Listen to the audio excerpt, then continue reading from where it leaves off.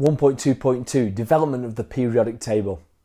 So take yourself back before protons, neutrons and electrons had been discovered. The only information they had was the atomic mass. The previous periodic table was arranged where the elements were in order of their atomic mass.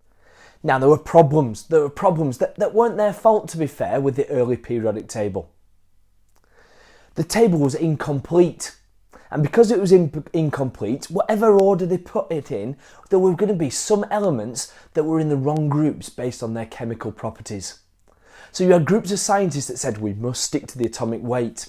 Then you had other groups of scientists were saying, but these elements go together, so we'll put them next to each other or above each other and below each other in the table. Now Mendeleev was the pioneer behind our modern periodic table. So he left gaps because he was convinced there would be undiscovered elements that would be discovered later. The other thing he did was he rearranged the order so that the reactivity in the groups matched, even if the relative atomic mass didn't.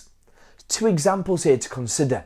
If you look at tellurium and iodine in the modern periodic table, they're in the wrong order based on their atomic mass. They should be the other way around.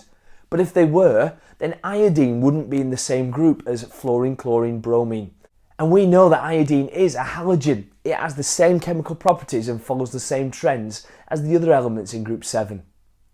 The other ones, if you look at, are in the wrong order, are argon and potassium. Now argon is a noble gas, it's unreactive, and potassium couldn't be any more different from argon.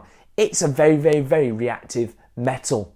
So what he did is he put potassium in the same group as lithium and sodium, and he put argon in the same group as helium and neon.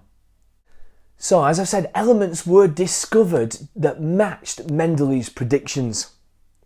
And now we've got a really, really better understanding of the atoms and the order of the periodic table. And actually, our knowledge of isotopes can explain why some atoms were in the wrong order based on their atomic mass that they didn't know about back then. And remember the two differences that Mendeleev made. First of all, he left gaps for undiscovered elements, which he predicted the properties of. And secondly, he wasn't afraid to change the order so that elements with the same properties were in the same group.